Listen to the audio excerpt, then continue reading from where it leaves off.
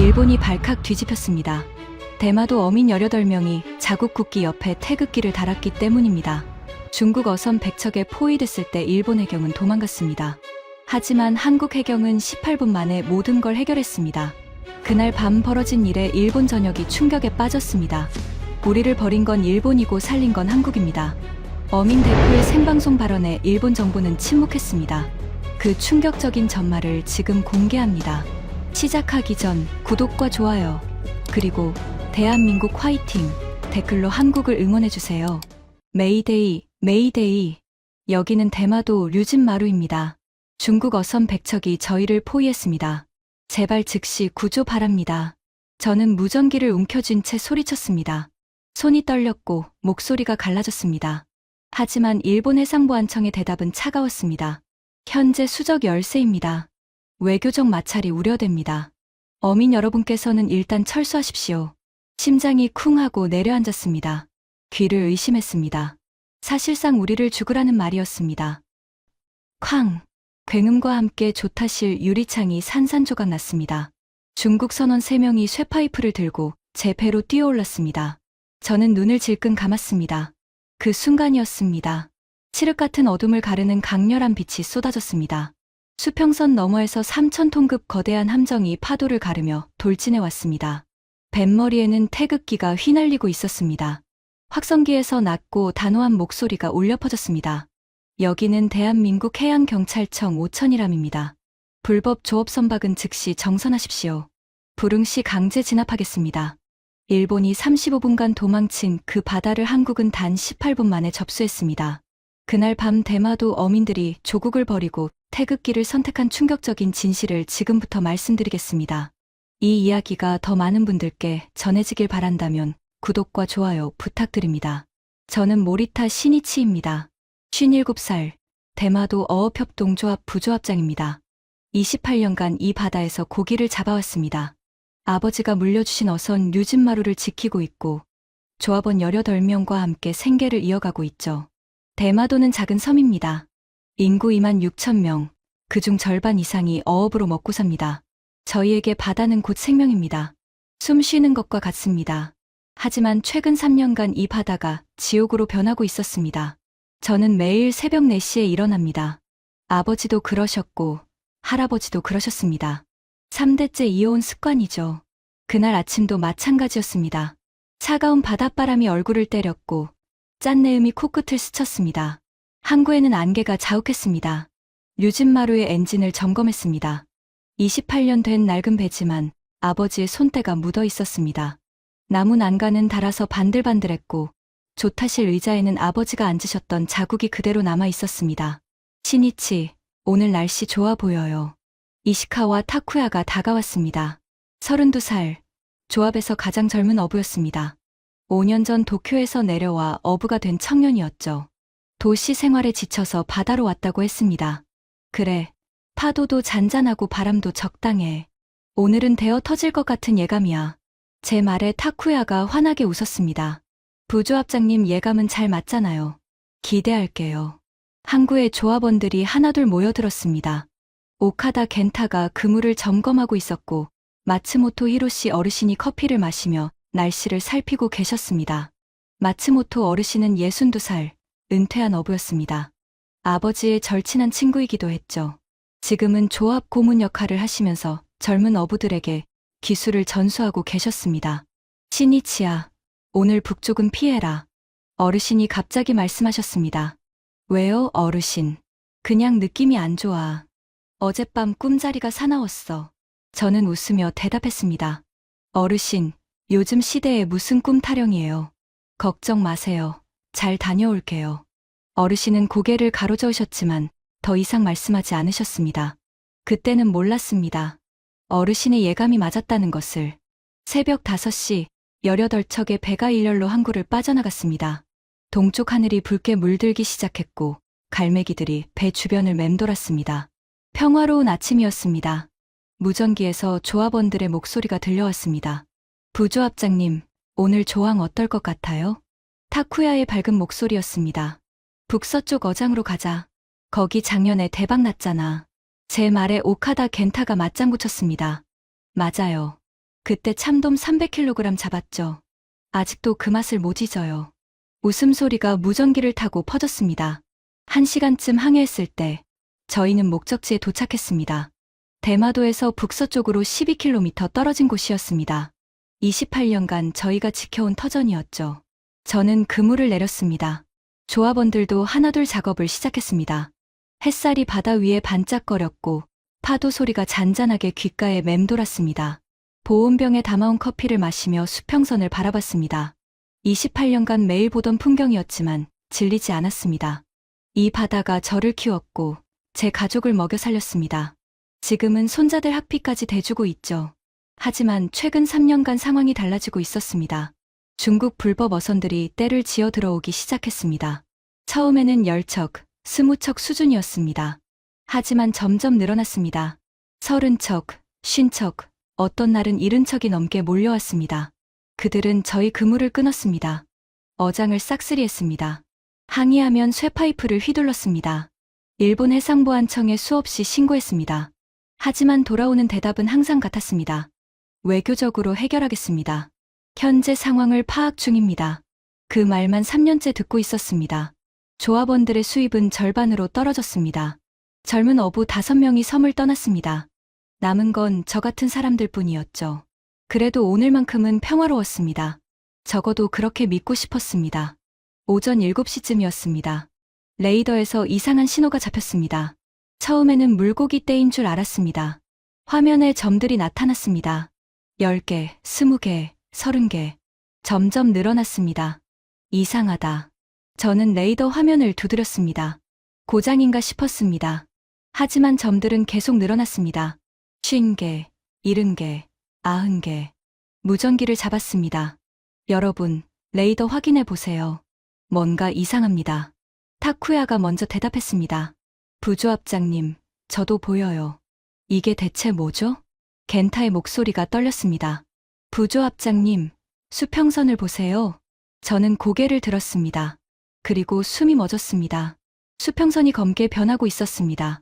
처음에는 먹구름인 줄 알았습니다. 하지만 아니었습니다. 배였습니다. 수십 척, 아니 100척이 넘는 배들이 수평선 전체를 뒤덮고 있었습니다. 쌍안경을 들었습니다. 손이 떨려서 초점을 맞추기 어려웠습니다. 중국 어선들이었습니다. 거대한 저인망 어선들이었습니다. 갑판마다 사람들이 가득했고 검은 연기가 하늘로 솟아올랐습니다. 쌍안경을 내렸습니다. 다리에 힘이 풀렸습니다. 28년 어부 생활에서 이런 광경은 처음이었습니다. 70척도 본 적 없는데 100척이라니. 게다가 모두 이쪽으로 오고 있었습니다. 무전기에서 비명이 터져 나왔습니다. 부조합장님, 저들이 그물 쪽으로 옵니다. 어떡해요? 도망쳐야 해요. 저는 무전기를 움켜쥐었습니다. 진정하세요. 일단 그물을 거두세요. 제 배 주변으로 모이세요. 하지만 이미 늦었습니다. 중국 어선들이 저희를 포위하기 시작했습니다. 동쪽에서 30척, 서쪽에서 30척, 남쪽에서 40척. 완벽한 포위망이었습니다. 거대한 저인망이 바다를 쓸었습니다. 저희 그물이 끊어지는 소리가 들렸습니다. 퍽, 퍽, 퍽. 하나씩 차례로 끊어졌습니다. 280만 엔짜리 그물이에요. 겐타가 울먹였습니다. 한 척이 제 배 옆으로 바짝 붙었습니다. 녹슨 선체에서 기름 냄새가 풍겼습니다. 갑판에 선원 12명이 서 있었습니다. 손에는 쇠파이프와 도끼가 들려 있었습니다. 그들이 중국어로 뭔가 소리쳤습니다. 알아들을 수 없었지만 위협인 건 분명했습니다. 저는 확성기를 들었습니다. 여기는 일본 영해입니다. 당장 물러나세요. 하지만 그들은 비웃었습니다. 한 명이 쇠파이프로 자기 배낭간을 쾅쾅 두드렸습니다. 위협이었습니다. 조합원들의 배가 하나둘 포위당했습니다. 부조합장님, 저희 배에 올라타려고 해요. 타쿠야의 비명이 무전기를 타고 들려왔습니다. 쾅! 둔탁한 충돌음이 울렸습니다. 타쿠야의 배가 들이받친 것이었습니다. 선체가 파손됐어요. 물이 새고 있어요. 저는 주먹을 쥐었습니다. 손톱이 손바닥에 박혔습니다. 저희는 18척, 저들은 100척이 넘었습니다. 싸움이 될 리 없었습니다. 위성 전화를 꺼냈습니다. 일본 해상보안청 긴급 번호를 눌렀습니다. 신호음이 울렸습니다. 한참을 기다렸습니다. 마침내 전화가 연결됐습니다. 네, 나가사키 해상보안부입니다. 젊은 남자 목소리였습니다. 저는 소리쳤습니다. 긴급 상황입니다. 대마도 북서쪽 어장에 중국 불법 어선 100척 이상 침입했습니다. 지금 저희를 포위하고 있습니다. 당장 순시선을 보내주세요. 당직자가 당황한 기색이 역력했습니다. 100척이요? 잠시만요. 상급자에게 보고하겠습니다. 10분이 지났습니다. 저는 전화기를 붙잡고 기다렸습니다. 중국 어선들은 계속 저희를 에워쌌습니다. 마침내 담당 관리관이 전화를 받았습니다. 모리타 부조합장님, 상황 파악했습니다. 지금 순시선을 출동시키겠습니다. 35분 내 도착할 겁니다. 저는 안도의 한숨을 내쉬었습니다. 고맙습니다. 빨리 와주세요. 전화를 끊었습니다. 조합원들에게 무전을 보냈습니다. 여러분, 해상보안청 순시선이 옵니다. 35분만 버팁시다. 저들과 충돌하지 마세요. 하지만 상황은 더 악화됐습니다. 중국 어선 한 척이 겐타의 배에 접근했습니다. 거리가 좁혀졌습니다. 10m, 5m, 3m. 쾅! 충돌음이 들렸습니다. 겐타가 비명을 질렀습니다. 배를 들이받았어요. 선체가 찌그러졌어요. 저는 눈앞이 캄캄했습니다. 35분이 지났습니다. 저는 쌍안경으로 수평선을 계속 확인했습니다. 손에 땀이 차서 쌍안경이 미끄러웠습니다. 그때 수평선에 하얀 점이 보였습니다. 왔다. 일본 순시선이었습니다. 저는 무전기를 들고 소리쳤습니다. 순시선이 옵니다. 조금만 더 버팁시다. 조합원들에게서 안도의 탄식이 들려왔습니다. 드디어 살았다. 순시선이 가까워졌습니다. 하지만 저는 곧 이상함을 느꼈습니다.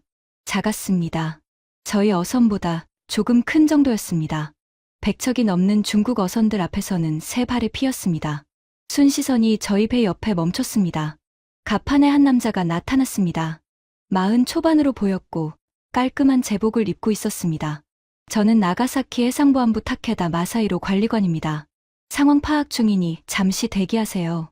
저는 무전기를 잡았습니다. 관리관님, 빨리 조치해주세요. 저들이 그물을 다 끊었습니다. 타케다가 대답했습니다. 확인했습니다. 지금 본청에 보고하겠습니다. 그가 순시선 안으로 들어갔습니다. 저는 기다렸습니다. 5분, 10분, 15분. 시간이 흘렀지만 아무 일도 일어나지 않았습니다. 중국 어선들은 여전히 저희를 포위하고 있었고 일부는 더 가까이 다가왔습니다. 저는 다시 무전기를 잡았습니다. 관리관님, 상황이 악화되고 있습니다. 빨리 조치를 취해주세요. 타케다가 다시 나타났습니다. 얼굴이 창백했습니다. 모리타 부조합장님, 본청과 통화했습니다. 현재 상황이 복잡합니다. 저는 귀를 의심했습니다. 복잡하다고요? 무슨 말씀이세요? 타케다가 말을 더듬었습니다. 중국 어선이 100척이 넘습니다. 저희 순시선은 한 척뿐입니다. 수적으로 13입니다. 그래서 어떻게 하시겠다는 겁니까? 저는 소리쳤습니다.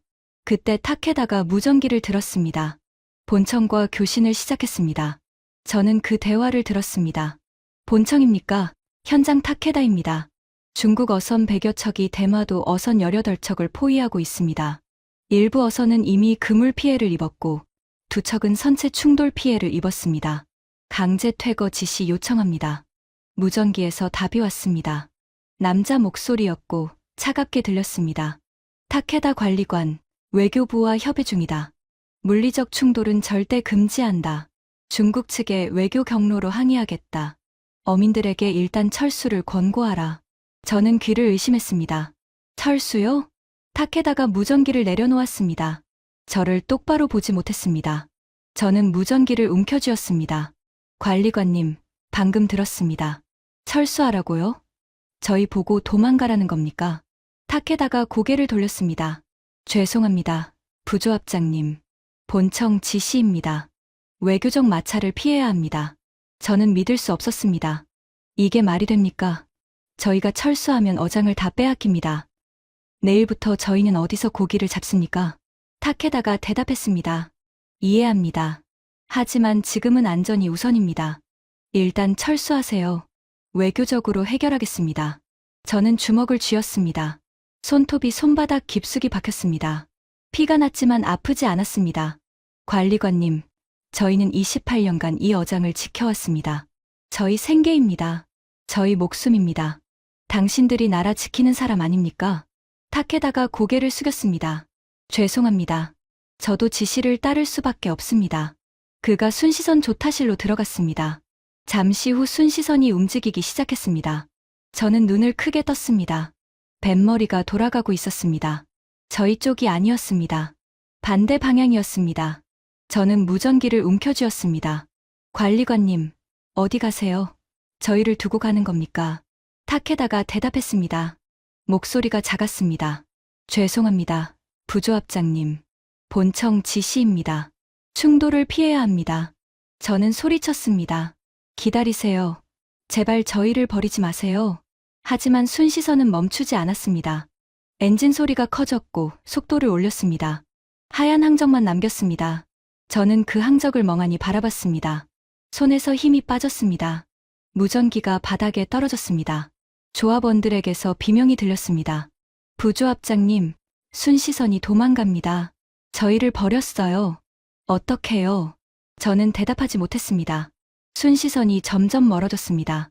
10분 후 완전히 사라졌습니다. 수평선 너머로 사라졌고 하얀 항적마저 파도에 씻겨 나갔습니다. 중국 어선들이 다시 움직이기 시작했습니다. 일본 순시선이 도망간 걸 확인한 것이었습니다. 더 가까이 다가왔습니다. 한 척에서 확성기 소리가 들렸습니다. 중국어로 뭔가 소리쳤고 웃음소리가 따라왔습니다. 조롱하고 있었습니다. 일본 순시선이 도망간 걸 저희가 무력하다는 걸 알고 있었습니다. 저는 조타실에 주저앉았습니다. 다리에 힘이 풀렸습니다. 28년 어부 생활에서 처음이었습니다. 일본이 저희를 버렸습니다. 아니, 도망갔습니다. 창밖을 봤습니다. 중국 어선들이 저희를 향해 오고 있었습니다. 100여 척이었습니다. 저희는 18척이었습니다. 저는 생각했습니다. 오늘 여기서 끝나는구나. 28년 어부 생활이 이렇게 끝나는구나. 그때 한 척이 제 배로 다가왔습니다. 갑판에 선원들이 서 있었습니다. 손에는 쇠파이프가 들려 있었습니다. 그들이 밧줄을 던졌습니다. 제 배 난간에 걸렸습니다. 당기기 시작했습니다. 제 배가 끌려갔습니다. 중국 선원 한 명이 제 배로 뛰어올랐습니다. 갑판에 착지했고 쇠파이프를 들어 올렸습니다. 조타실 문을 쾅쾅 두드렸습니다. 저는 문을 잠갔습니다. 하지만 얇은 문이었습니다. 오래 버틸 수 없었습니다. 또 두드렸습니다. 더 세게. 문이 흔들렸습니다. 저는 눈을 감았습니다. 아버지 얼굴이 떠올랐습니다. 이 배를 물려주시던 날이 떠올랐습니다. 신이치, 이 배를 잘 지켜라. 우리 집안 3대째 생명줄이다. 저는 지키지 못했습니다. 손자들 얼굴이 떠올랐습니다. 할아버지, 다음에 배 태워주세요. 다음은 없을 것 같았습니다. 쾅, 쾅. 문이 계속 흔들렸습니다. 저는 기도했습니다. 신을 믿지 않았지만 기도했습니다. 제발, 조합원들만이라도 살려주세요. 그때였습니다. 어둠을 찢는 소리가 들렸습니다. 뿌웅. 백고동이었습니다. 낮고, 깊고, 강렬한 소리였습니다. 저는 눈을 떴습니다. 창밖을 봤습니다. 거대한 빛이 쏟아지고 있었습니다. 서치라이트였습니다. 하지만 중국 어선의 빛이 아니었습니다. 훨씬 강렬했습니다. 눈이 부셨습니다. 그 빛 속에서 거대한 선체가 나타났습니다. 뱃머리에 휘날리는 깃발이 보였습니다. 태극기였습니다. 뿌웅. 백고동 소리가 밤바다를 뒤흔들었습니다. 저는 조타실 창문에 얼굴을 붙였습니다. 심장이 미친 듯이 뛰었습니다. 방금 전까지 문을 두드리던 중국 선원도 멈췄습니다. 그도 소리가 난 방향을 보고 있었습니다. 서치라이트가 쏟아졌습니다. 눈이 부셨습니다. 손으로 눈을 가렸지만 빛이 손가락 사이로 스며들었습니다. 나처럼 밝았습니다. 아니, 낮보다 더 밝았습니다. 그 빛 속에서 거대한 선체가 모습을 드러냈습니다. 저는 숨을 멈췄습니다. 배였습니다. 하지만 제가 본 어떤 배와도 달랐습니다. 일본 순시선이 장난감처럼 보일 정도였습니다. 3,000톤급. 나중에 알게 된 사실이지만 그 배는 대한민국 해양경찰청 소속 5,000이람이었습니다. 일본 해상보안청 순시선의 10배 크기였습니다. 뱃머리에 깃발이 휘날리고 있었습니다. 태극기였습니다. 빨간색과 파란색이 서치라이트 빛에 선명하게 빛났습니다. 바람에 펄럭이는 소리가 여기까지 들리는 것 같았습니다. 확성기에서 목소리가 울려 퍼졌습니다. 낮고 단호하고 흔들림 없는 목소리였습니다. 여기는 대한민국 해양경찰청 5천이람입니다. 불법 조업 선박은 즉시 정선하십시오. 반복합니다. 불법 조업 선박은 즉시 엔진을 끄고 정선하십시오. 불응시 강제 진압하겠습니다. 중국어로도 반복됐습니다. 영어로도 반복됐습니다. 저는 멍하니 그 배를 바라봤습니다. 한국이었습니다. 한국 해경이었습니다. 제 배에 올라탔던 중국 선원이 황급히 뛰어내렸습니다. 자기 배로 도망쳤습니다. 밧줄도 풀지 않고 그냥 뛰어내렸습니다. 저는 조타실 문을 열었습니다. 갑판으로 나왔습니다. 바닷바람이 얼굴을 때렸지만 춥지 않았습니다. 온몸이 뜨거웠습니다. 5천이람이 중국 어선단 쪽으로 돌진했습니다. 파도가 갈라졌습니다. 하얀 포말이 솟구쳤습니다. 속도가 엄청났습니다. 그 거대한 배가 어떻게 저렇게 빠를 수 있는지 이해할 수 없었습니다. 무전기에서 조합원들의 목소리가 터져 나왔습니다. 부조합장님, 저거 한국 배 아니에요? 태극기예요. 한국 해경이에요. 세상에, 저 크기 좀 보세요. 저는 대답하지 못했습니다.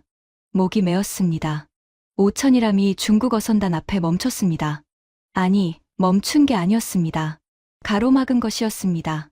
거대한 선체가 방패처럼 서 있었습니다. 확성기가 다시 울렸습니다. 최후 경고입니다. 불법 조업 선박은 즉시 이 해역을 떠나십시오. 10분 내 퇴거하지 않으면 강제 납포하겠습니다. 저항 시 물리력을 사용하겠습니다. 중국 어선들 사이에서 웅성거림이 들렸습니다. 확성기로 중국어가 오갔습니다. 분명 당황하고 있었습니다. 그때 5천이람 갑판에서 움직임이 있었습니다. 고속단정이 내려왔습니다. 한 척이 아니었습니다.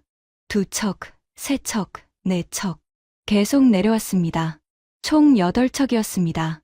각 단정에 해경대원들이 타고 있었습니다. 검은 전투복을 입고 있었고 헬멧을 쓰고 있었습니다. 손에는 장비가 들려 있었습니다.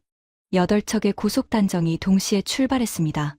엔진 소리가 굉음을 냈습니다. 물살을 가르며 중국 어선들을 향해 돌진했습니다. 저는 숨을 죽이고 지켜봤습니다. 첫 번째 단정이 가장 가까운 중국 어선에 접근했습니다. 해경대원 4명이 순식간에 올라탔습니다. 30초도 안 걸렸습니다. 중국 선원들이 저항하려 했습니다. 쇠파이프를 들었습니다. 하지만 해경대원들은 훨씬 빨랐습니다. 순식간에 제압당했습니다. 선장이 갑판에 엎드려졌고 수갑이 채워졌습니다. 두 번째 어선도 마찬가지였습니다. 세 번째도, 네 번째도. 저는 시계를 봤습니다. 5분이 지났습니다. 이미 4척이 납포됐습니다. 나머지 중국 어선들이 도망치기 시작했습니다. 엔진을 걸고 방향을 돌렸습니다. 하지만 늦었습니다. 5천이람이 앞을 가로막았습니다. 도망치려는 어선들 앞에 거대한 선체가 나타났습니다. 갈 곳이 없었습니다. 고속단정들이 사방에서 몰려들었습니다. 포위망이 좁혀졌습니다. 저는 믿을 수 없었습니다. 100척이 넘는 중국 어선단이었습니다. 일본 해경은 도망갔습니다. 외교적 마찰을 피해야 한다고 했습니다. 하지만 한국 해경은 달랐습니다. 주저하지 않았습니다. 망설이지 않았습니다. 그냥 했습니다. 무전기에서 타쿠야의 목소리가 들렸습니다. 부조합장님, 저거 진짜예요? 꿈 아니에요? 저도 모르겠다, 타쿠야. 하지만 꿈이라면 깨고 싶지 않아. 10분이 지났습니다. 8척이 납포됐습니다. 나머지 중국 어선들이 완전히 패닉에 빠졌습니다. 서로 부딪히면서 도망치려 했습니다. 하지만 갈 곳이 없었습니다. 5천이람이 모든 퇴로를 막고 있었습니다. 확성기가 다시 울렸습니다. 도주 선박에 경고합니다. 즉시 정선하십시오. 도주 시 추적하여 납포하겠습니다. 중국어가 뒤따랐습니다. 이번에는 더 강경했습니다. 몇몇 어선이 멈췄습니다. 엔진을 끄고 항복했습니다. 손을 들고 갑판에 나왔습니다. 하지만 일부는 여전히 도망치려 했습니다. 그때 5천이람에서 뭔가가 발사됐습니다. 펑! 하늘에서 밝은 빛이 터졌습니다. 조명탄이었습니다. 밤바다가 대낮처럼 밝아졌습니다. 도망치는 어선들의 위치가 완전히 노출됐습니다. 고속단정들이 추격했습니다. 믿을 수 없는 속도였습니다. 중국 어선보다 2배는 빨랐습니다. 순식간에 따라잡았습니다. 15분이 지났습니다. 12척이 납포됐습니다. 나머지 어선들이 완전히 포기했습니다. 엔진을 끄고 정선했습니다. 더 이상 저항하는 배는 없었습니다. 18분. 저는 시계를 다시 확인했습니다. 정확히 18분이었습니다. 100척이 넘는 중국 어선단이 완전히 제압당했습니다. 15척이 납포됐고 나머지는 도주하거나 항복했습니다. 일본 해경은 35분간 도망갔습니다. 한국 해경은 18분 만에 해결했습니다. 저는 갑판에 주저앉았습니다. 다리에 힘이 풀렸습니다. 하지만 이번에는 절망이 아니었습니다. 안도였습니다. 눈물이 났습니다. 57회 인생에서 이렇게 운 적이 없었습니다. 하지만 멈출 수 없었습니다. 살았습니다. 저희가 살았습니다. 오천이람에서 보트가 내려왔습니다. 제 배 쪽으로 다가왔습니다. 해경대원 2명이 타고 있었습니다. 보트가 제 배 옆에 멈췄습니다. 대원 1명이 올라왔습니다. 괜찮으십니까? 한국어였습니다. 저는 일본어로 대답했습니다. 네, 괜찮습니다. 감사합니다. 대원이 고개를 끄덕였습니다. 유창한 일본어로 말했습니다. 부상자가 있습니까? 배 손상은 어느 정도입니까? 저는 대답했습니다. 저는 괜찮습니다. 하지만 다른 배들이 걱정됩니다. 2척이 충돌당했고 그물이 다 끊어졌습니다. 대원이 무전기를 들었습니다. 오천이람, 여기 김대호입니다. 일본 어선 상황 확인 중입니다. 부상자 확인 필요합니다. 의료팀 대기 부탁합니다. 무전기에서 대답이 왔습니다. 확인했다. 의료팀 준비 완료. 부상자 있으면 즉시 이송하라. 김대호라고 자신을 소개한 대원이 저를 봤습니다. 저희 함장님이 직접 상황을 확인하고 싶어 하십니다. 오천이람으로 이동하실 수 있으십니까? 저는 고개를 끄덕였습니다. 보트를 타고 오천이람으로 향했습니다. 가까이 갈수록 그 크기에 압도당했습니다. 정말 거대했습니다. 제 배 유진마루가 15m였습니다. 오천이람은 100m가 넘어 보였습니다. 선체 높이만 해도 4층 건물 수준이었습니다. 사다리를 타고 올라갔습니다. 갑판에 발을 디뎠습니다. 넓었습니다. 제 배 갑판의 10배는 됐습니다. 헬기 착륙장까지 있었습니다. 한 남자가 다가왔습니다. 50대 초반으로 보였습니다. 당당한 체격에 날카로운 눈빛이었습니다. 어깨에 계급장이 빛났습니다. 저는 오천이람 함장 박준혁입니다. 모리타 부조합장님이시죠? 그가 일본어로 말했습니다. 발음이 정확했습니다. 저는 고개를 숙였습니다. 네, 맞습니다. 정말 감사합니다. 저희를 살려주셨습니다. 박 함장이 손을 저었습니다. 당연히 해야 할 일을 했을 뿐입니다. 부상자 현황을 알려주시겠습니까? 저는 설명했습니다. 2척이 충돌당했고 일부 조합원들이 부상을 입었을 가능성이 있다고. 박 함장이 고개를 끄덕였습니다. 옆에 있던 부하에게 지시했습니다. 의료팀 출동시켜 모든 어선 순회하면서 부상자 확인하고 필요하면 즉시 이송해. 알겠습니다, 함장님. 부하가 뛰어갔습니다. 박 함장이 저를 함교로 안내했습니다. 함교에 들어서자 저는 또 한 번 놀랐습니다. 화면이 가득했습니다.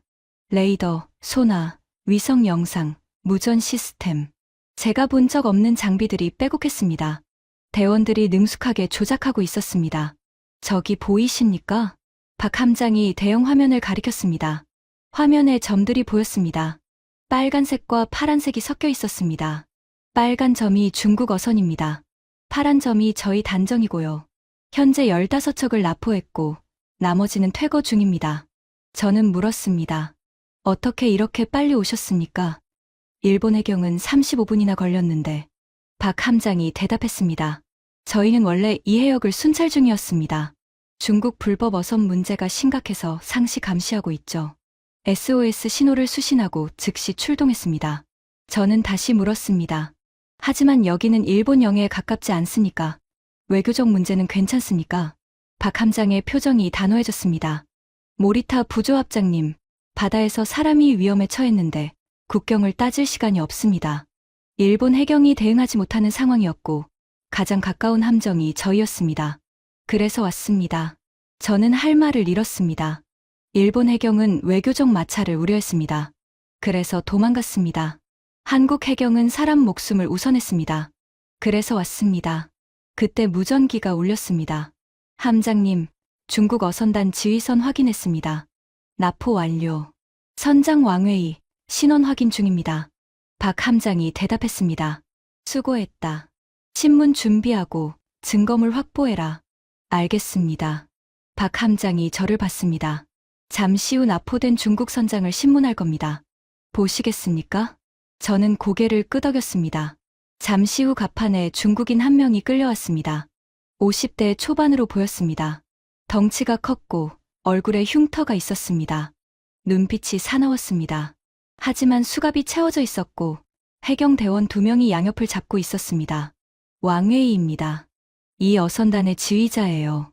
김대호 부함장이 설명했습니다. 박 함장이 왕웨이 앞에 섰습니다. 중국어로 말했습니다. 저는 중국어를 몰랐지만 통역이 옆에서 설명해줬습니다. 당신은 대한민국 배타적 경제 수역과 인접 해역에서 불법 조업을 했습니다. 일본 어선을 공격하고 재산을 파괴했습니다. 이에 대해 할 말이 있습니까? 왕웨이가 비웃었습니다. 중국어로 뭔가 말했습니다. 통역이 전했습니다. 여기는 공해다.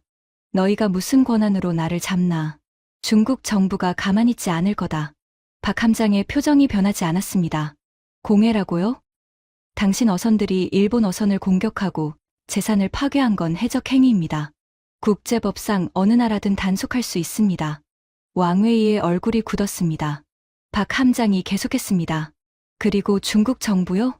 걱정 마십시오. 이미 중국 해경에 통보했습니다. 당신들 불법 조업 증거와 함께요. 중국 정부가 당신을 보호할지 아니면 버릴지 지켜봅시다. 왕웨이가 입을 다물었습니다. 방금 전에 거만함이 사라졌습니다.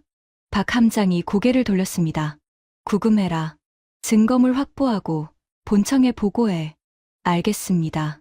왕웨이가 끌려갔습니다. 저는 그 모습을 지켜봤습니다. 100척이 넘는 어선단을 이끌던 자였습니다. 쇠파이프와 도끼로 저희를 위협하던 자들의 우두머리였습니다. 지금은 수갑이 채워진 채 끌려가고 있었습니다.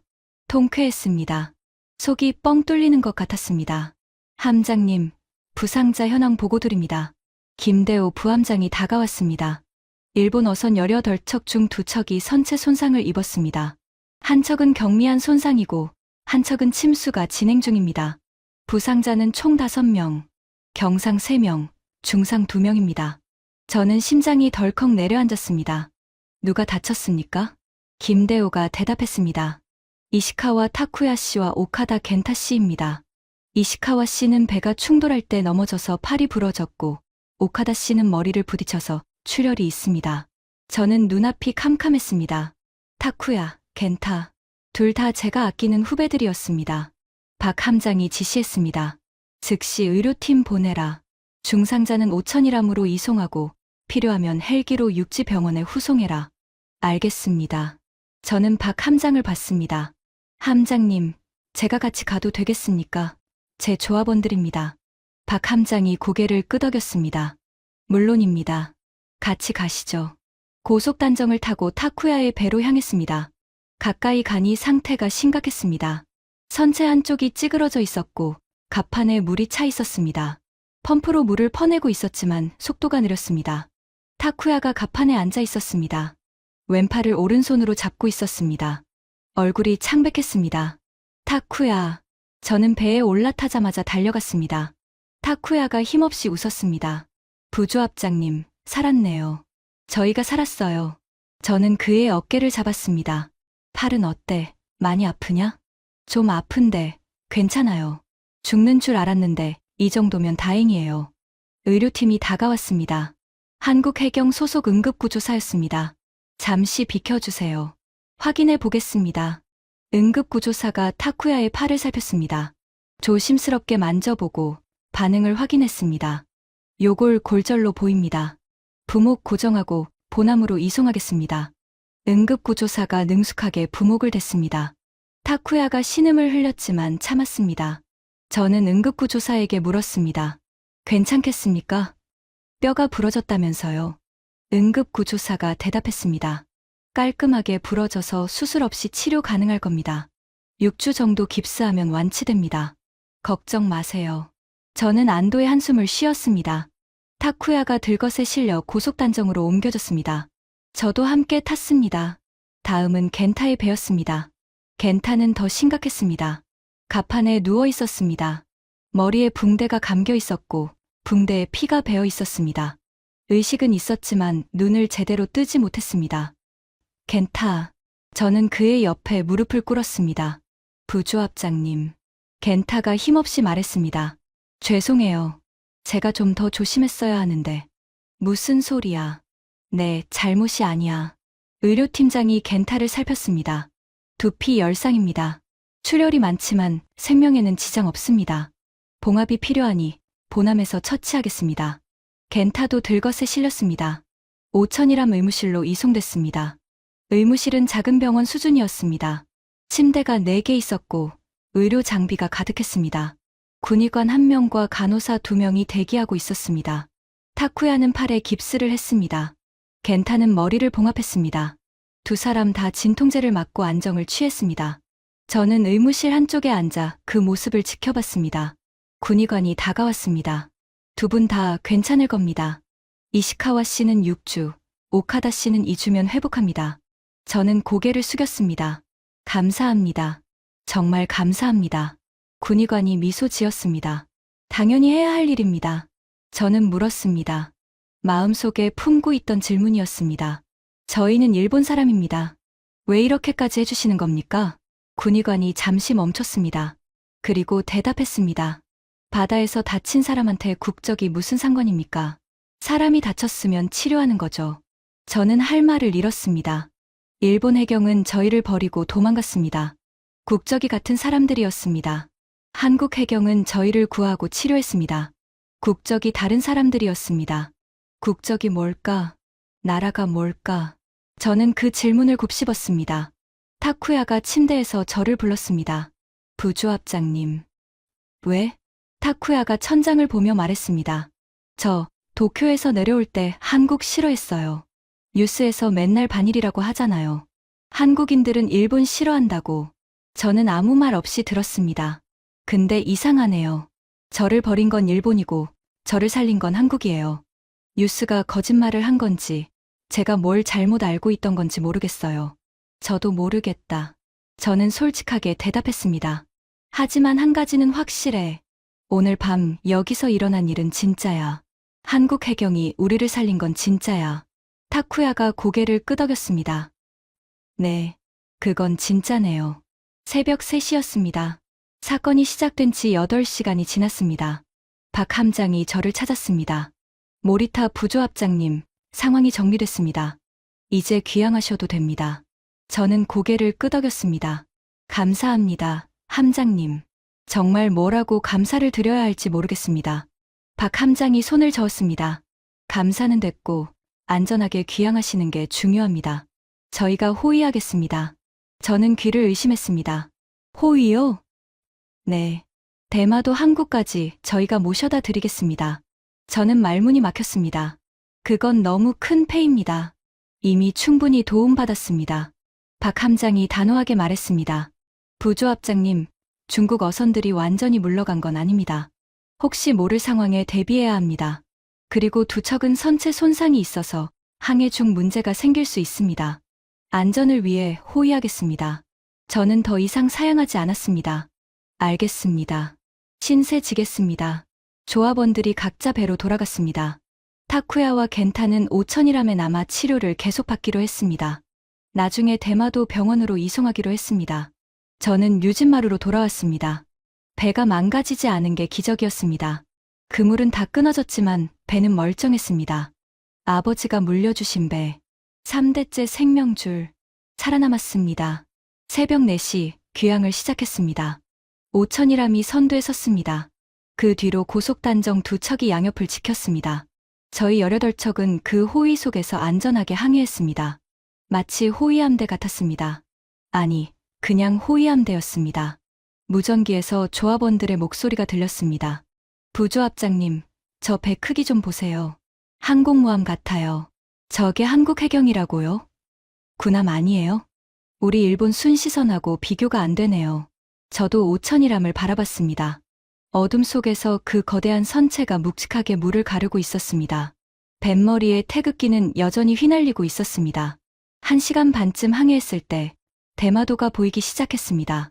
익숙한 실루엣이었습니다. 28년간 매일 보던 풍경이었습니다. 하지만 오늘 밤은 달랐습니다.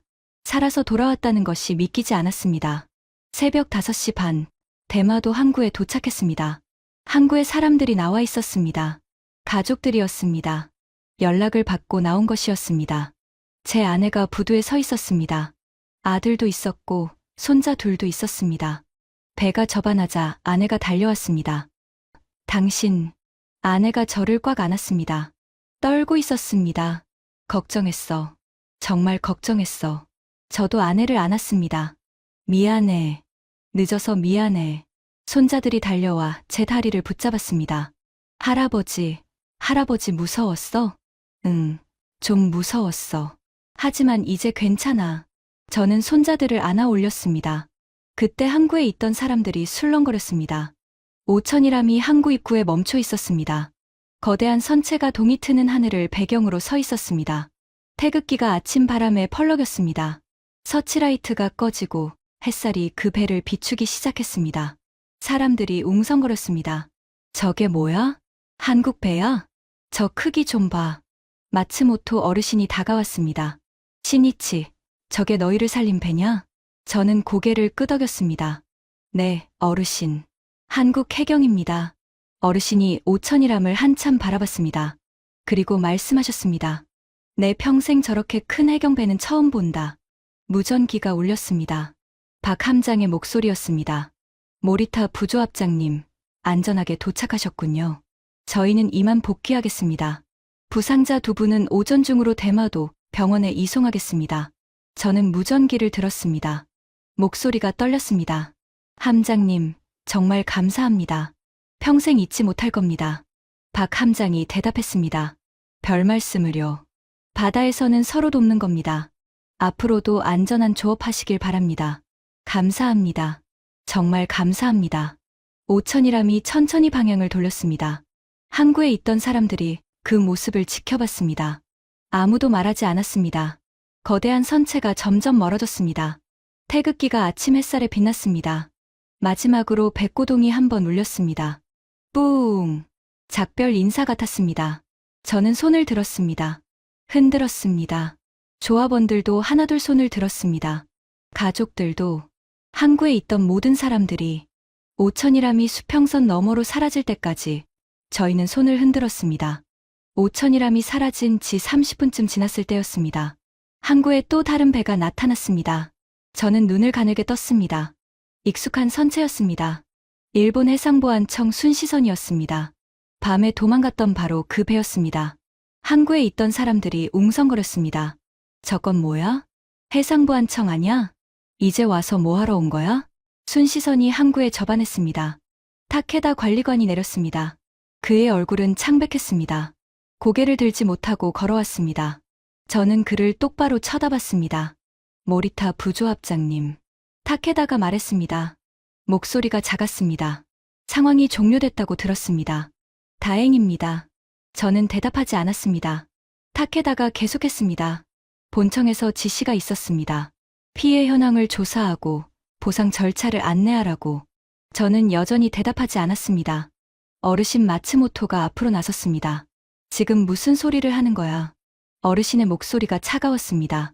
너희가 도망갔을 때 우리가 어떻게 됐는지 알아? 중국 놈들이 배에 올라탔어. 우리를 죽일 기세였다고. 그때 너희는 어디 있었어? 타케다가 입술을 깨물었습니다. 죄송합니다. 본청 지시였습니다. 외교적, 외교적, 외교적이라고? 어르신이 소리쳤습니다. 우리 목숨이 외교보다 못하다는 거야? 28년간 세금 내고 이 바다 지켜왔는데 정작 우리가 위험할 때 나라가 도망갔어. 타케다가 고개를 숙였습니다. 다른 조합원들이 하나둘 모여들었습니다. 타케다 씨, 순시선 크기가 얼마나 됩니까? 한 조합원이 물었습니다. 타케다가 대답했습니다. 350톤입니다. 한국 해경은 3000톤이던데요. 거의 10배네요. 왜 일본 해경은 그런 배가 없는 겁니까? 타케다가 대답하지 못했습니다. 또 다른 조합원이 말했습니다. 일본 순시선은 35분 걸렸는데 한국 해경은 20분도 안 걸렸어요. 더 먼 데서 출발했는데 왜 그런 거예요? 타케다가 여전히 대답하지 못했습니다. 저는 한 발 앞으로 나섰습니다. 타케다 관리관. 네. 타케다가 저를 봤습니다. 저는 차분하게 말했습니다. 당신은 도망가면서 뭐라고 했죠? 외교적으로 해결하겠다고 했죠. 그래서 어떻게 됐습니까? 타케다가 입을 열었습니다. 현재 외교 채널을 통해 저는 그의 말을 잘랐습니다. 한국 해경은 18분 만에 해결했습니다. 중국 어선 15척을 납포했고 나머지는 전부 쫓아냈습니다. 그게 외교적 해결입니까? 아니면 실력이 있는 해결입니까? 타케다가 대답하지 못했습니다. 저는 계속했습니다.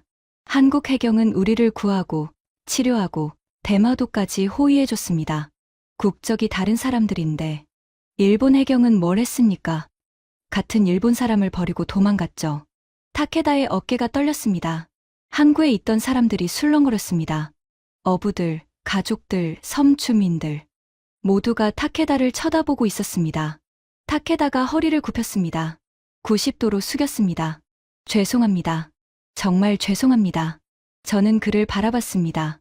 28년 어부 생활에서 해상보안청에 수없이 신고했습니다. 매번 같은 대답이었죠. 외교적으로 해결하겠다. 상황을 파악 중이다. 그 말만 3년째 듣고 있었습니다. 오늘 밤 모든 게 드러났습니다. 말과 행동의 차이, 도망간 자와 맞서 싸운 자의 차이. 저는 타케다에게 말했습니다. 타케다 관리관, 당신 개인을 탓하는 건 아닙니다. 당신도 명령을 따랐을 뿐이겠죠. 하지만 그 명령을 내린 사람들에게 전해주세요. 네. 타케다가 고개를 들었습니다. 저는 또박또박 말했습니다. 대마도 어민들은 더 이상 일본 해상보안청을 믿지 않습니다. 오늘 밤 우리를 버린 건 일본이고 우리를 살린 건 한국입니다. 그게 사실입니다. 타케다가 입술을 깨물었습니다. 그리고 또 하나. 보상이요? 됐습니다. 우리 그물 280만 에너치 끊어졌는데 그 보상 말고 우리가 진짜 원하는 게 있습니다. 뭡니까? 저는 말했습니다. 제대로 된 순시선 보내주세요. 3,000톤급은 바라지도 않습니다. 최소한 중국 어선들 앞에서 도망가지 않을 배. 그게 진짜 필요한 겁니다. 타케다가 고개를 끄덕였습니다. 전달하겠습니다. 그가 돌아섰습니다. 순시선으로 걸어갔습니다. 발걸음이 무거워 보였습니다. 순시선이 항구를 떠났습니다. 저는 그 배를 바라봤습니다. 350톤짜리 작은 배. 30분 전에 떠난 3,000톤급 5,000이람과 비교됐습니다. 마츠모토 어르신이 제 옆에 섰습니다. 시리니치야. 네, 어르신. 어르신이 수평선을 바라보며 말씀하셨습니다. 오늘 밤 많은 걸 배웠다. 나라가 뭔지, 국민을 지킨다는 게 뭔지. 저도 수평선을 바라봤습니다. 한국 해경이 사라진 방향이었습니다. 태극기가 떠올랐습니다. 어둠 속에서 휘날리던 태극기. 그 깃발이 나타났을 때 느꼈던 안도감. 저는 평생 그 순간을 잊지 못할 겁니다. 어르신이 말씀하셨습니다. 시니치야, 내일 조합회의 소집해라. 네, 할 얘기가 있어. 어르신의 눈빛이 진지했습니다. 알겠습니다, 어르신. 저는 고개를 끄덕였습니다. 그때는 몰랐습니다. 그 회의에서 무슨 일이 벌어질지, 대마도 어민들이 어떤 결정을 내릴지, 그 결정이 일본 전역을 뒤흔들게 될지. 아침 해가 완전히 떠올랐습니다. 긴 밤이 끝났습니다. 하지만 진짜 이야기는 이제부터 시작이었습니다.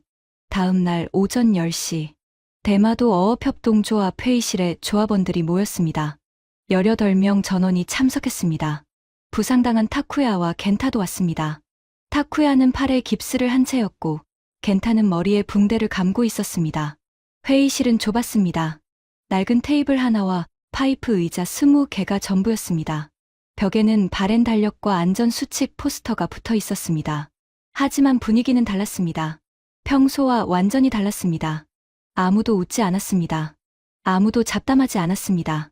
모두 진지한 얼굴로 앉아 있었습니다. 저는 회의를 시작했습니다. 다들 알다시피 어젯밤 큰일을 겪었습니다.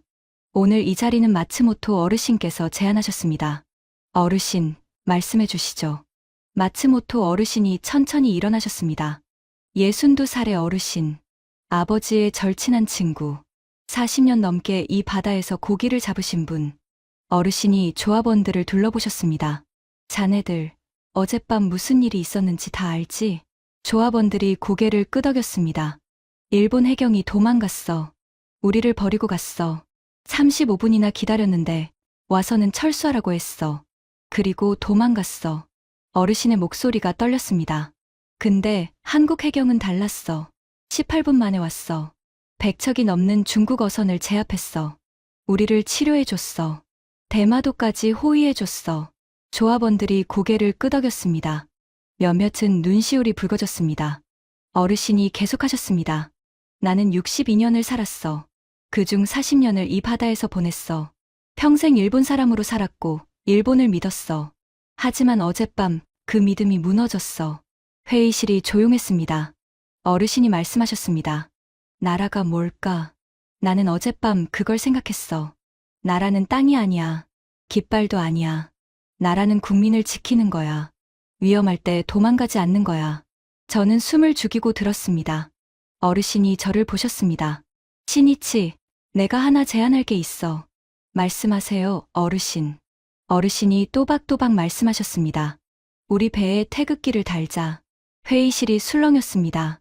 태극기요? 한국 국기를요? 조합원들이 놀란 표정을 지었습니다. 어르신이 손을 들어 조용히 시키셨습니다. 들어봐. 나는 일본을 버리자는 게 아니야. 우리는 일본 사람이야. 그건 바뀌지 않아. 하지만 이 바다에서 우리를 지켜주는 건 일본이 아니야. 한국이야. 어르신이 창밖을 바라보셨습니다. 항구가 보였습니다. 태극기를 달면 중국 어선들이 알 거야. 이 배들은 한국 해경이 지킨다는 걸. 함부로 건드리면 안 된다는 걸. 저는 어르신의 말씀을 곱씹었습니다. 타쿠야가 손을 들었습니다. 저는 찬성합니다. 깁스한 팔을 들며 말했습니다. 어젯밤 저를 살린 건 한국 해경이에요. 제 팔을 치료해준 것도 한국 해경이에요. 솔직히 말할게요. 저는 원래 한국 싫어했어요. 뉴스에서 맨날 반일이라고 하잖아요. 근데 어젯밤 제 목숨을 구해준 건 한국이에요. 겐타도 손을 들었습니다. 저도 찬성이에요. 머리 다쳤을 때 정신이 몽롱했거든요. 근데 한국 군의관이 치료해주면서 뭐라고 했는지 알아요? 국적이 뭐가 중요하냐고. 사람이 다쳤으면 치료하는 거라고. 그 말 듣고 울었어요. 회의실이 다시 조용해졌습니다. 저는 조합원들을 둘러봤습니다. 다른 분들 의견은 어떻습니까? 한 명이 손을 들었습니다. 저도 찬성입니다. 솔직히 자존심 상하죠. 일본 사람인데 한국 국기를 단다는 게. 근데 어젯밤 생각하면 자존심이고 뭐고 없어요. 살았으니까요. 또 한 명이 손을 들었습니다. 저도 찬성이에요. 우리 애들한테 뭐라고 설명할지 모르겠지만 어쨌든 살아야 설명이라도 하죠. 한 명씩 손을 들었습니다. 찬성, 찬성, 찬성. 18명 전원이 손을 들었습니다. 만장일치였습니다. 저는 어르신을 봤습니다. 어르신, 만장일치입니다. 어르신이 고개를 끄덕이셨습니다. 그래, 그럼 오늘부터 우리 배에 태극기를 달자. 일장기 옆에 달아. 2개 다 달아. 조합원들이 일어섰습니다. 그날 오후 저희는 항구로 나갔습니다. 18척의 배에 하나씩 태극기를 달았습니다. 일장기 옆에 나란히 달았습니다. 바람이 불었습니다. 태극기가 펄럭였습니다. 빨간색과 파란색이 햇살에 빛났습니다. 저는 그 깃발을 바라봤습니다. 어젯밤 어둠 속에서 처음 봤던 그 깃발. 희망이었습니다. 구원이었습니다. 이제 제 배에도 그 깃발이 달렸습니다. 류진마루의 뱃머리에서 태극기가 펄럭였습니다. 아버지가 물려주신 배. 3대째 생명줄. 이제 그 배에 새로운 깃발이 달렸습니다. 저는 손을 들어 태극기를 만졌습니다. 천이 손끝에 스쳤습니다. 감사합니다. 저는 혼잣말로 중얼거렸습니다. 정말 감사합니다. 6개월이 지났습니다. 저희 배에 태극기를 단 소식은 일본 전역에 퍼졌습니다. 뉴스에 나왔습니다. 신문에 실렸습니다. 인터넷에서 화제가 됐습니다. 반응은 엇갈렸습니다. 어떤 사람들은 비난했습니다. 매국노라고. 일본의 자존심을 버렸다고. 하지만 더 많은 사람들이 공감했습니다. 정부가 뭘 하고 있냐고. 왜 국민을 지키지 못하냐고. 일본 국회에서도 논의가 있었습니다. 해상보안청 예산을 늘려야 한다는 목소리가 커졌습니다. 대형 순시선 건조 계획이 발표됐습니다. 저희 덕분인지는 모르겠습니다. 하지만 변화가 시작된 건 확실했습니다. 그리고 6개월 후 저는 부산에 있었습니다. 한국해양경찰청에서 공식 초청을 받았습니다. 감사 표창식에 참석해달라는 요청이었습니다. 저와 마츠모토 어르신, 그리고 타쿠야가 함께 갔습니다. 겐타는 아직 완전히 회복되지 않아서 아쉽게도 참석하지 못했습니다. 부산항에 도착했을 때 저는 또 한 번 놀랐습니다. 거대한 도시였습니다. 고층 빌딩들이 하늘을 찔렀고 항구에는 수십 척의 선박이 정박해 있었습니다. 크레인들이 쉴 새 없이 움직였고 컨테이너가 산처럼 쌓여 있었습니다. 대마도와는 비교할 수 없었습니다. 해양경찰청 청사에 도착했습니다. 현관에서 한 남자가 저희를 맞이했습니다. 박준혁 함장이었습니다. 모리타 부조합장님, 오랜만입니다. 그가 환하게 웃으며 손을 내밀었습니다. 저도 손을 잡았습니다. 함장님, 정말 감사합니다. 이렇게 초청까지 해주시고 당연히 해야 할 일입니다. 어르신도 타쿠야 씨도 잘 오셨습니다. 박 함장이 어르신과 타쿠야에게도 인사했습니다. 표창식은 간단했습니다. 해양경찰청장이 직접 감사패를 수여했습니다. 저는 대표로 감사패를 받았습니다. 카메라 플래시가 터졌습니다. 기자들이 질문을 쏟아냈습니다. 표창식이 끝난 후 박 함장이 저희를 안내했습니다. 5천이람을 보여드리고 싶습니다. 시간 괜찮으시죠? 저는 고개를 끄덕였습니다. 물론입니다. 부두로 갔습니다. 5천이람이 정박해 있었습니다. 6개월 전 어둠 속에서 봤던 그 배. 대낮에 보니 더 거대해 보였습니다. 3,000톤급 선체가 햇살에 빛났습니다. 뱃머리에는 태극기가 펄럭이고 있었습니다. 저는 그 배를 한참 바라봤습니다. 이 배가 저희를 살렸습니다. 이 배에 달린 저 깃발이 희망이었습니다. 박 함장이 말했습니다. 승선하시겠습니까? 네, 그러고 싶습니다. 사다리를 타고 올라갔습니다. 갑판을 밟았습니다. 6개월 전 밤이 떠올랐습니다. 갑판에 처음 올라섰을 때의 기억, 박 함장을 처음 만났을 때의 기억, 타쿠야와 겐타를 치료받게 했을 때의 기억, 모든 게 어제 일처럼 생생했습니다. 박 함장이 함교로 안내했습니다. 대원들이 저희에게 격려했습니다. 김대호 부함장도 있었습니다. 부조합장님, 다시 뵙게 되어 반갑습니다. 저도 반갑습니다. 그날 밤 정말 감사했습니다. 김대호가 웃었습니다. 저희도 보람 있었습니다. 솔직히 그런 상황은 흔치 않거든요. 박 함장이 창밖을 가리켰습니다. 저기 보이시죠? 항구가 내려다 보였습니다. 수십 척의 배들이 있었습니다. 저 배들이 매일 바다로 나갑니다. 저희 임무는 저 배들을 지키는 겁니다. 국적과 상관없이요. 저는 고개를 끄덕였습니다. 박 함장이 저를 봤습니다. 대마도 어민들이 태극기를 달았다고 들었습니다. 네, 18척 전부 달았습니다. 박 함장이 미소 지었습니다. 영광입니다.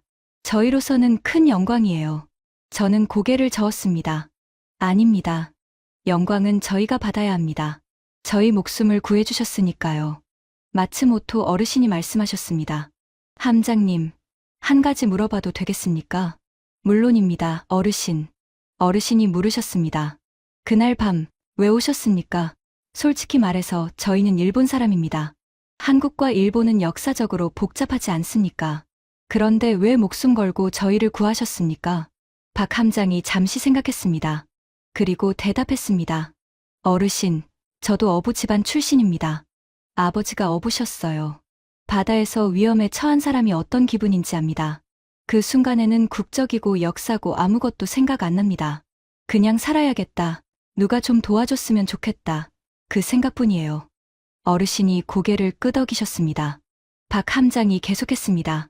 그날 밤 SOS 신호를 받았을 때 저는 한 가지만 생각했습니다.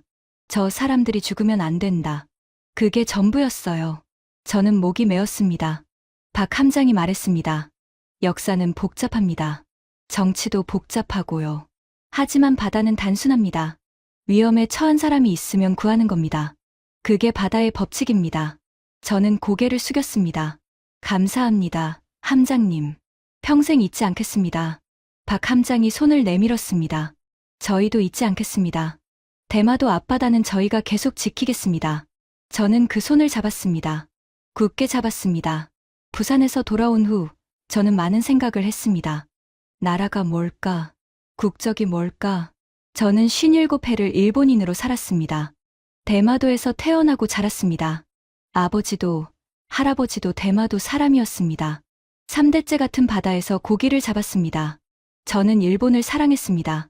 이 땅을, 이 바다를, 이 사람들을 사랑했습니다. 하지만 그날 밤, 제가 사랑하는 나라는 저를 버렸습니다. 35분이나 기다렸습니다. 순시선이 왔을 때 안도했습니다. 이제 살았다고 생각했습니다. 하지만 순시선은 저희를 두고 도망갔습니다. 외교적 마찰을 피해야 한다고 했습니다. 수적 열세라고 했습니다. 그게 이유가 됩니까? 백척의 중국 어선에 포위당한 국민을 두고 도망간 게 그게 나라입니까? 저는 그날 밤 깨달았습니다. 나라는 땅이 아닙니다. 나라는 깃발이 아닙니다. 나라는 국민을 지키는 것입니다. 위험할 때 도망가지 않는 것입니다. 한국 해경은 그걸 보여줬습니다. 국적이 다른 사람들이었습니다. 역사적으로 복잡한 관계인 나라 사람들이었습니다. 하지만 그들은 왔습니다. 18분 만에 왔습니다. 백척을 제압했습니다. 저희를 치료했습니다. 대마도까지 호위했습니다. 한 번도 국적을 묻지 않았습니다.